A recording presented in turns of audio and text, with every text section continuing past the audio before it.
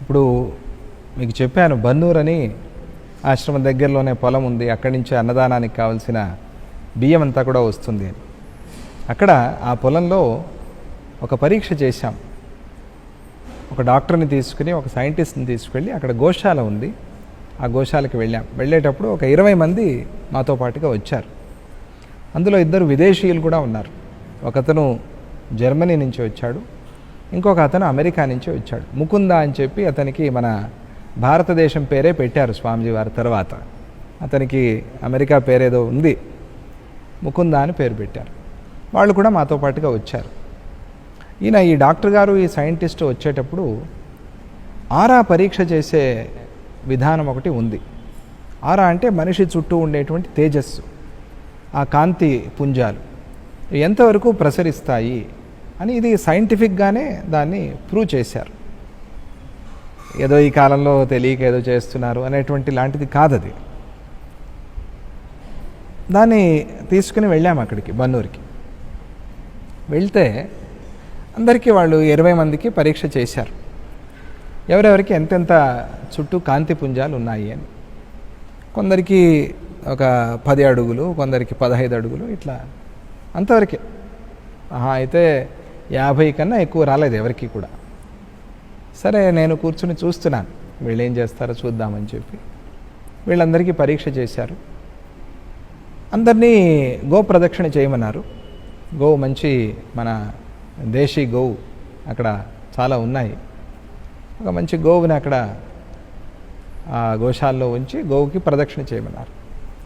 చేసిన తర్వాత ఒక్కొక్కళ్ళకి సుమారుగా 100-150 అడుగుల వరకు కాంతిపుంజం పెరిగింది, ఆరా పెరిగింది. దాన్ని ప్రత్యక్షంగా చూసి రికార్డు కూడా చేశారు. తర్వాత ఈ ఫారినర్ వచ్చాడు, ముకుంద అనే అతను కూడా తన అనుభవాన్ని బాగా చెప్తాడు. ఆ రోజు జరిగింది. అతనికి పరీక్ష చేస్తే ఒక 3 అడుగుల వరకు కూడా ఆరా రాల.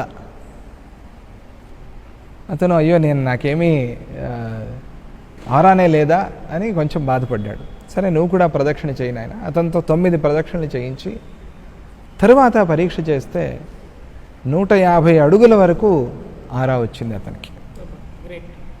ఇది రికార్డ్ అయింది. ఆ వీడియో రికార్డ్ కూడా చేశారు. తర్వాత తన అనుభవాన్ని కూడా రికార్డ్ చేశారు. ఇది ప్రత్యక్షంగా నేను చూశాను.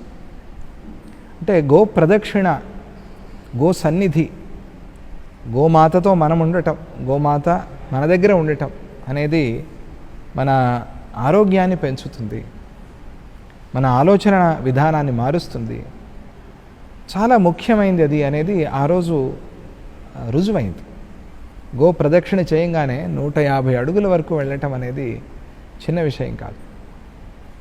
తర్వాత స్వామీజీ మిమ్మల్ని కూడా పరీక్ష చేయాలి అన్నారు. సరే, చేయండి. ప్రారంభంలోనే ఎక్కువగా వచ్చింది. కొద్దిగా అనుష్ఠానం చేసేవాళ్ళు, జపం చేసేవాళ్ళకి ఎక్కువగానే ఉంటుంది. ప్రతిరోజు అనుష్ఠానం చేసేవాళ్ళు కాబట్టి కొంచెం మొదట్లోనే బాగానే దూరంగానే వచ్చింది. తర్వాత ప్రదక్షిణ, నేను కూడా ప్రదక్షిణ చేస్తానని 3 ప్రదక్షిణలు, అది అలా వెళ్ళి కాలువ కూడా దాటి వెళ్ళిపోయింది. అది కూడా రికార్డ్ అయింది. అంటే మనలో ఉంటే దాన్ని ఇంకా పెంచుతుంది, లేకపోతే దాన్ని ఇంకా కూడా ఇస్తుంది మనకి. అది గోమాతలో ఉండేటువంటి శక్తి. గో ప్రదక్షిణకి అందుకనే ఆ గోపూజ, గో ప్రదక్షిణ, గో సంరక్షణ అనేది మన హిందూ ధర్మానికి చాలా ముఖ్యమైనది.